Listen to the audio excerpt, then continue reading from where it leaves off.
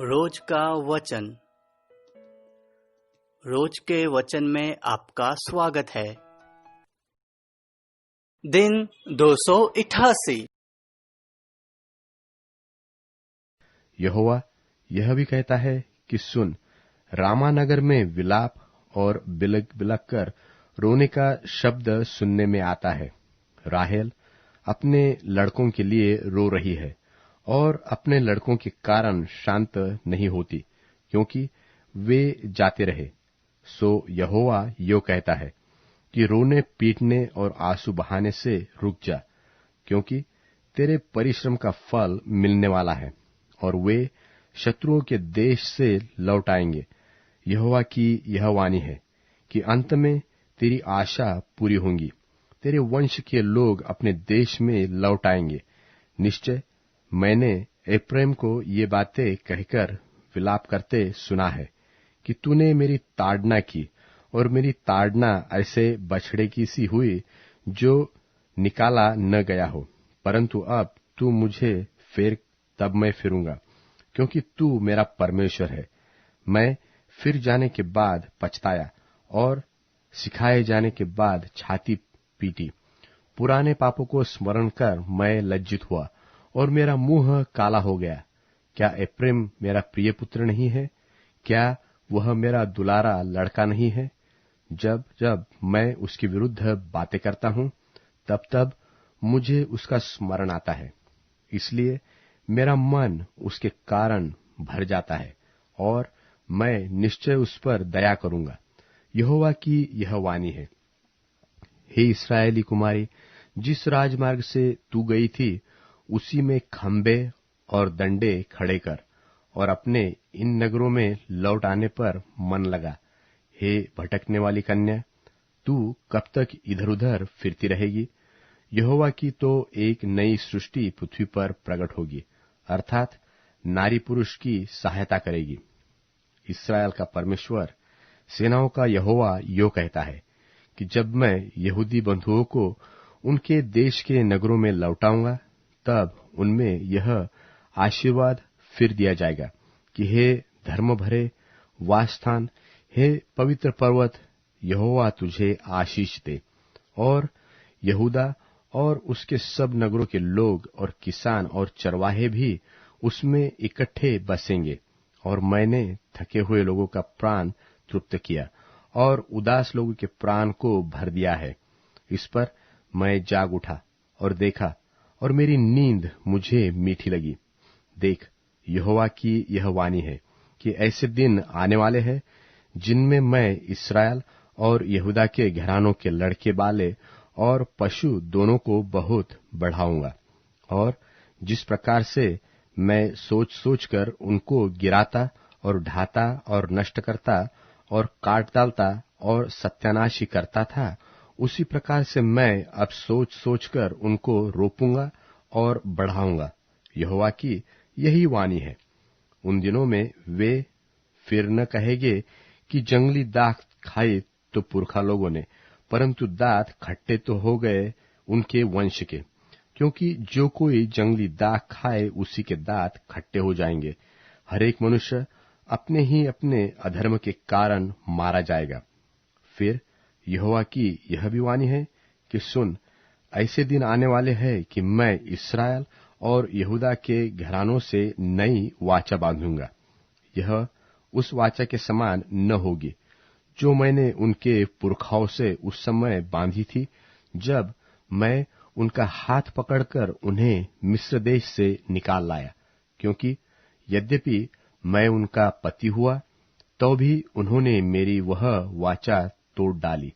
यहोवा की यह वाणी है कि जो वाचा मैं उन दिनों के बाद इस्राएल के घराने से बांधूंगा, वह यह है कि मैं अपनी व्यवस्था उनके मन में समाऊंगा और उनके हृदय पर लिखूंगा, और मैं उनका परमेश्वर ठहरूंगा और वे मेरी प्रजा ठहरेंगे।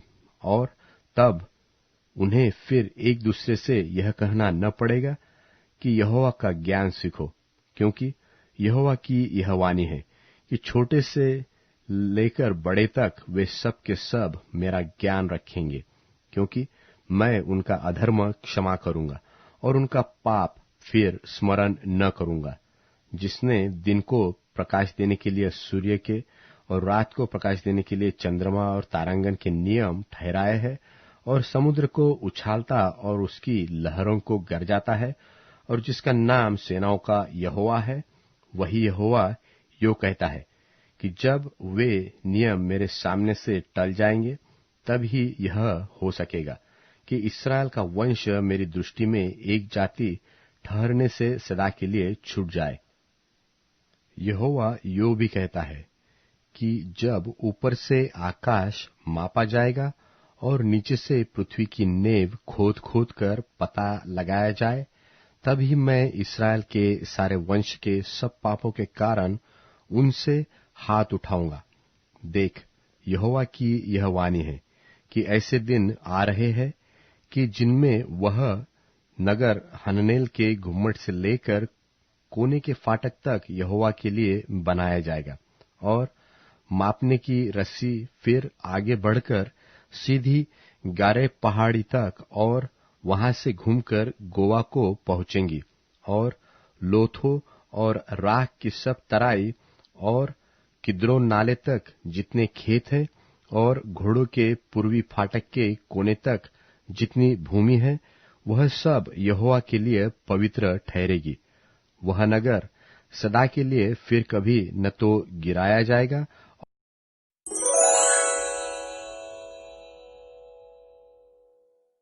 यिर्मयाह भविष्यवक्ता की पुस्तक अध्याय 32। यिर्मयाह भविष्यवक्ता की पुस्तक अध्याय 32। यहूदा के राजा सिदकिय्याह के राज्य के 10वें वर्ष में, जो नबूकदनेस्सर के राज्य का 18वां वर्ष था, यहोवा की ओर से यह वचन यिर्मयाह के पास पहुंचा। उस समय बाबुल के राजा की सेना ने यरूशलेम को घेर लिया था, और यिर्मयाह भविष्यवक्ता यहूदा के राजा के पहरे के भवन के आंगन में कैदी था, क्योंकि यहूदा के राजा सिदकिय्याह ने यह कहकर उसे कैदी किया कि तू ऐसी भविष्यवाणी क्यों करता है कि यहोवा यो कहता है कि देखो, मैं यह नगर बाबुल के राजा के वश में कर दूंगा। वह इसको ले लेगा, और यहूदा का राजा सिदकिय्याह कसदियों के हाथ से न बचेगा। वह बाबुल के राजा के वश में अवश्य ही पड़ेगा, और यह और बाबुल का राजा आपस में आमने सामने बातें करेंगे, और उनकी 4 आंखें होंगी, और वह सिदकिय्याह को बाबुल में ले जाएगा। और यहोवा की यह वाणी है कि जब तक मैं उसकी सुधि न लूं, तब तक वह वही रहेगा। सो तुम लोग कसदियों से लड़ो तो लड़ो, परंतु तुम्हारे लड़ने से कुछ न बन पड़ेगा। और यिर्मयाह ने यह कहा, यहोवा का वचन मेरे पास पहुंचा कि देख, शल्लम का पुत्र हनमेल, जो तेरा चचेरा भाई है, सो तेरे पास यह कहने को आने पर है कि मेरा जो खेत अनातोत में है, उसे मोल ले, क्योंकि उसे मोल लेकर छुड़ाने का अधिकार तेरा ही है। सो यहोवा के वचन के अनुसार मेरा चचेरा भाई हनमेल पहरे के आंगन में मेरे पास आकर कहने लगा, मेरा जो खेत बिन्यामीन देश के अनातोत में है, उसे मोल ले, क्योंकि उसके स्वामी होने और उसके छुड़ा लेने का अधिकार तेरा ही है, इसलिए तू उसे मोल ले। तब मैंने जान लिया कि वह यहोवा का वचन था, इसलिए मैंने उस अनातोत के खेत को अपने चचेरे भाई हनमेल से मोल ले लिया, और उसका दाम चांदी के 70 शेकेल तौल कर दे दिया। और मैंने दस्तावेज में दस्तखत और मुहर हो जाने पर गवाहों के सामने वह चांदी कांटे से तौलकर उसे दे दी। तब मोल लेने की दोनों दस्तावेज, जिनमें सब शर्तें लिखी हुई थी और जिनमें से एक पर मुहर थी और दूसरी खुली थी, उन्हें लेकर मैंने अपने चचेरे भाई हनमेल के और उन गवाहों के सामने जिन्होंने दस्तावेज में दस्तखत किया था, और उन सब यहूदियों के सामने भी जो पहरे के आंगन में बैठे हुए थे, नेरिय्याह के पुत्र बारूक को, जो महसेयाह का पोता था, सौंप दिया।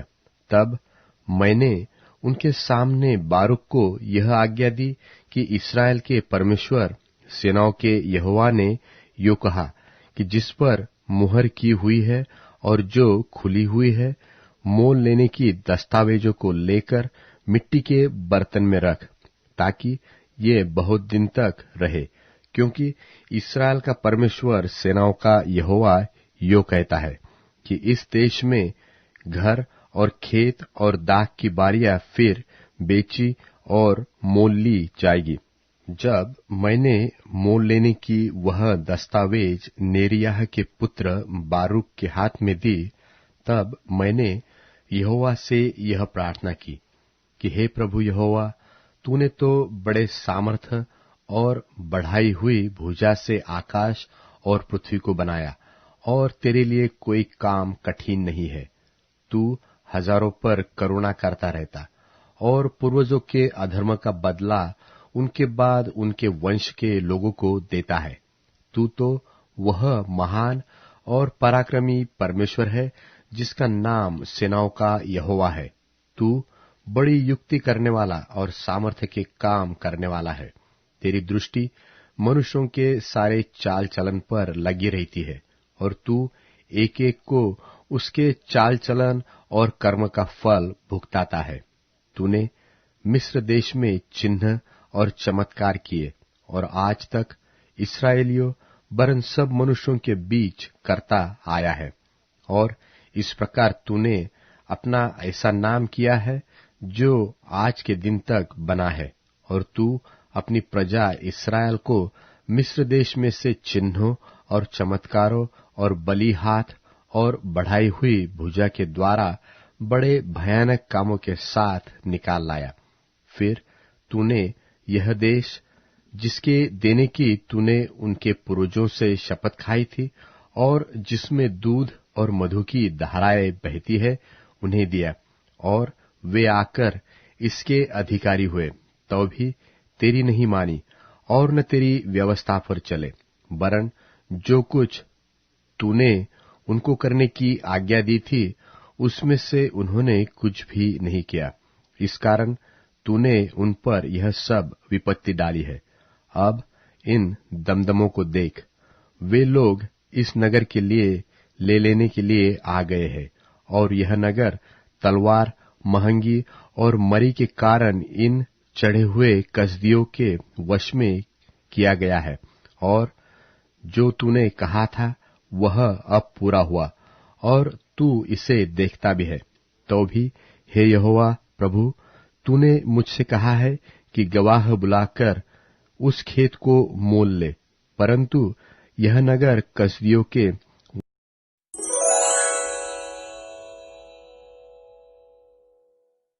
दूसरा थिस्सलुनीकियों अध्याय 3। अंत में हे भाइयों बहनों, हमारे लिए प्रार्थना किया करो कि प्रभु का वचन ऐसा जल्दी फैले और महिमा पाए जैसा तुम में हुआ था, और हम टेढ़े और दुष्ट मनुष्यों से बचे रहें, क्योंकि हर एक में विश्वास नहीं है। परंतु प्रभु सच्चे हैं, वो तुम्हें डामाडोल नहीं होने देंगे और उस दुष्ट से बचा कर रखेंगे।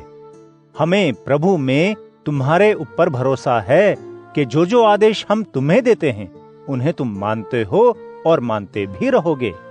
परमेश्वर के प्रेम और मसीह के धीरज के साथ इंतजार करने की दिशा में प्रभु तुम्हारे मन की अगुवाई करें। हे भाइयों बहनों, हम तुम्हें अपने प्रभु यीशु मसीह के नाम से आज्ञा देते हैं कि हर एक ऐसे भाई से अलग रहे जिसका चाल चलन सही नहीं है, और जो शिक्षा उसने हमसे पाई उसके अनुसार नहीं करता है। तुम स्वयं जानते हो कि किस तरह तुम्हारा जीवन हमारे जीवन की तरह होना चाहिए था, क्योंकि हम तुम्हारे बीच में अनुचित जीवन नहीं जी रहे थे।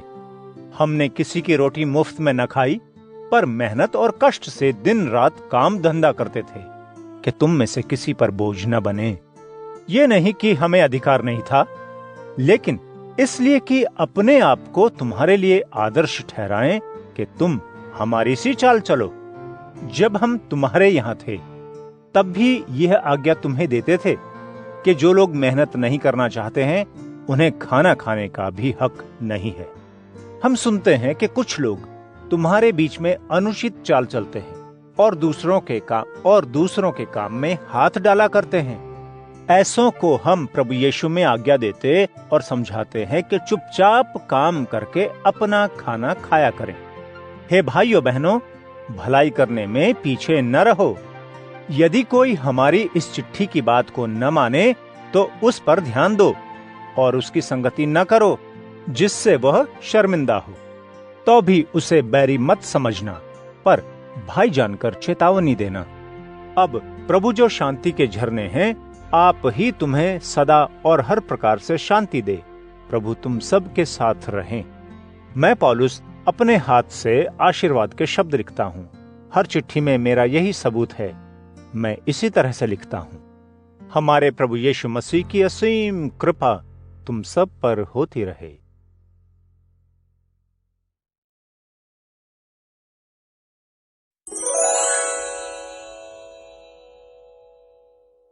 अध्याय 25। ये नीति वचन भी राजा सुलेमान के हैं। इन्हें यहूदा प्रदेश के राजा हिजकिय्याह के लिपिकों ने चर्म पत्रों पर उतारा था। राजा सुलेमान कहता है, यह परमेश्वर की महिमा है कि रहस्य रहस्य बना रहे, पर राजा की महिमा तब होती है जब वह रहस्यों से पर्दा उठाता है। जैसे आकाश की ऊंचाई और पृथ्वी की गहराई नापी नहीं जा सकती, वैसे ही राजा के मन में क्या है वह जाना नहीं जा सकता।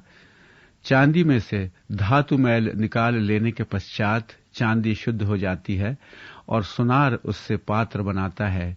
ऐसे ही राजा के दरबार से दुर्जन को निकालने के पश्चात राजा का सिंहासन धर्म की नींव पर सुदृढ़ हो जाता है। राजा के सामने बार बार मत मंडराना और न दरबार में प्रमुख आसन पर बैठना। ऐसा न हो कि तुझे लज्जित होकर उच्चाधिकारी के लिए प्रमुख आसन छोड़ना पड़े। तेरी प्रशंसा तब होगी जब तुझसे यह निवेदन किया जाएगा, अच्छा इस प्रमुख आसन पर बैठो। पड़ोसी की जो बात तेरी आंखों ने देखी है उसका फैसला कराने के लिए तुरंत अदालत मत जाना, क्योंकि यदि तेरा पड़ोसी तुझे अदालत में झूठा सिद्ध कर देगा तो तू अंत में क्या करेगा। यदि पड़ोसी के साथ तेरा मतभेद है तो आपस में बातचीत के द्वारा हल कर लेना और एक दूसरे का भेद मत खोलना, अन्यथा सुनने वाले तेरी निंदा करेंगे और तेरे अपयश का कभी अंत न होगा।